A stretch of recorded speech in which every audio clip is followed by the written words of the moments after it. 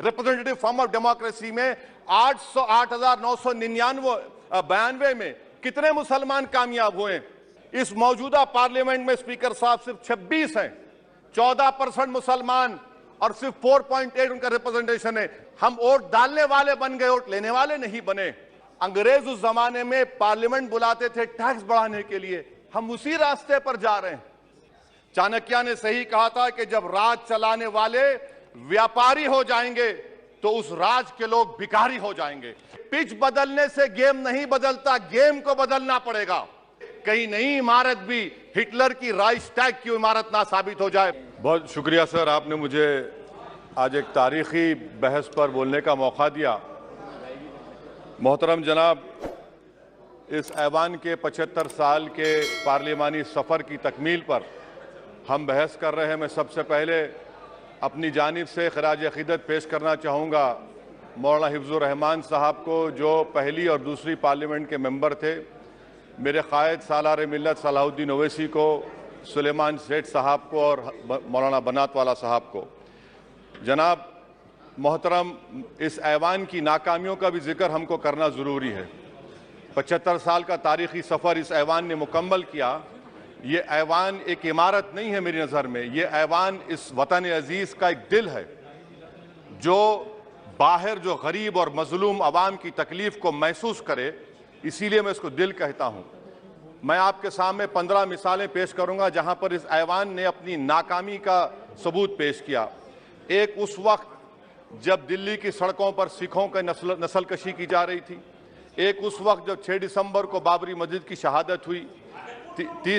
आ रहा हूँ भागलपुर, जिसमें रेशम के कारोबार को ख़त्म किया गया, मुसलमानों को दफना दिया और वहाँ पर फूल गोभी उगना शुरू हो गई।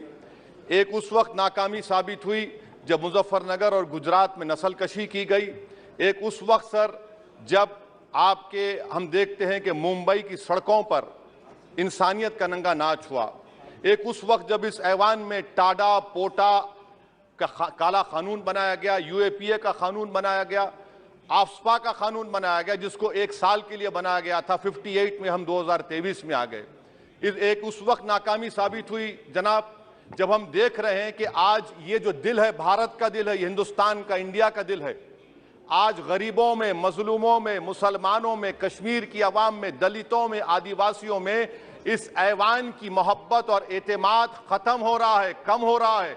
इसीलिए जनता सड़कों पर आकर एहतजाज कर रही है, क्योंकि उनको लग रहा है कि ये इमारत बन चुकी है, हमारा दिल नहीं है। चाहे CAA का प्रोटेस्ट हो, चाहे किसानों का प्रोटेस्ट हो, चाहे शेड्यूल कास्ट के रिजर्वेशन का मसला हो। इसीलिए मैं आपके जरिए हम तमाम को मुतनब्बे करना चाह रहा हूं कि अगर हम रोडों पर इंसाफ करना जनता को अलाउ करेंगे, इस ऐवान को दिल नहीं रखेंगे, तो याद रखिए ये हमारी पार्लियामानी जमहूरियत के लिए बड़ा नुकसानदेह साबित होगा। और नुकसानदेह इसलिए भी होगा कि क्या हमको अपने ख्वाब गफलत से, अपनी जिम्मेदारियों से निभाने के लिए क्या भगत सिंह को आके बैठना पड़ेगा ऊपर कि देखो तुमने 75 साल में कैसा कानून बनाया और किसको कहां तक पहुंचा दिया। स्पीकर जनाब, इसीलिए मैं कह रहा हूं कि हम तमाम को अपनी जिम्मेदारियों को निभाना पड़ेगा। ये इमारतें ईंट से बनी हुई जरूर हैं, मगर ये इस इमारत में दिल है। इस इमारत को दिल के तौर पर बरकरार रखना पड़ेगा। स्पीकर सर, एक और मिसाल दे रहा हूं जहां पर इस ऐवान की नाकामी है। सर, अब तक लोकसभा के कितने 899 मेंबर कामयाब हुए। अब बताइए सर, पार्लियामेंट्री जमहूरियत में शराकतदारी की जमहूरियत है, रिप्रेजेंटेटिव फॉर्म ऑफ डेमोक्रेसी में 8,999 में कितने मुसलमान कामयाब हुए? कितने सर? 520, जबकि 1070 को इस ऐवान का मेंबर होना चाहिए था। कितना डिप्रीविएशन है सर, कितना डिप्रीविएशन है? 92% डिप्रीविएशन है। इस मौजूदा पार्लियामेंट में स्पीकर साहब सिर्फ 26 हैं, 14% मुसलमान और सिर्फ 4.8 उनका रिप्रेजेंटेशन है। बताइए, हम वोट डालने वाले बन गए, वोट लेने वाले नहीं बने। या तो हकीकत यह है कि आप वोट डालना नहीं चाहते उनको, आप सबको वोट डालेंगे, मगर जहां पर मुसलमान आएगा वो कामयाब नहीं होगा। बताइए, जब दिल में एक 14% आबादी की नुमाइंदगी नहीं होगी तो आप क्या फैसले करेंगे? क्या इस ऐवान को हम कहेंगे कि ये रिप्रेजेंटेटिव फॉर्म ऑफ डेमोक्रेसी है? स्पीकर साहब, मैं आपको एक और मिसाल देना चाह रहा हूं। बाबा साहिब अंबेडकर ने सही कहा था, अंग्रेज उस जमाने में पार्लियामेंट बुलाते थे टैक्स बढ़ाने के लिए, हम उसी रास्ते पर जा रहे हैं। हम उसी रास्ते पर जा रहे हैं। हम तो बाबा साहब अम्बेडकर को हमने सच साबित कर दिया। स्पीकर सर, आखिर में मैं आपको बताना चाहूंगा कि आज आप देखिए कि चाणक्य ने क्या कहा था। चाणक्य ने सही कहा था। चाणक्य ने सही कहा था कि जब राज चलाने वाले व्यापारी हो जाएंगे तो उस राज के लोग भिखारी हो जाएंगे। आज ये वक्त आ चुका है सर, आज ये वक्त आ चुका है कि क्या first pass the post system इस देश के लिए सही है या फिर हम प्रोपोर्शनल फॉर्म ऑफ रिप्रेजेंटेशन को फॉलो करेंगे।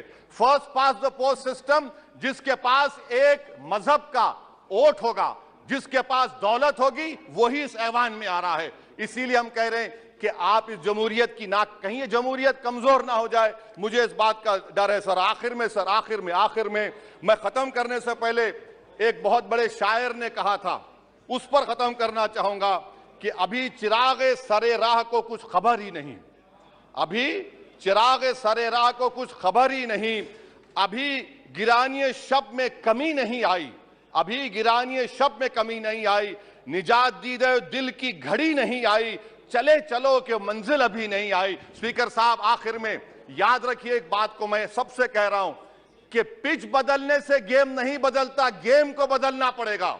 आप पिच बदल रहे हैं, वरना याद रखिए जब तक हम अपने जमहूरी उसूलों पर, रूल ऑफ लॉ पर, संविधान पर अटूट अमल नहीं करेंगे, वरना याद रखिए कहीं नई इमारत भी हिटलर की राइक्सटैग की इमारत ना साबित हो जाए। बहुत बहुत शुक्रिया।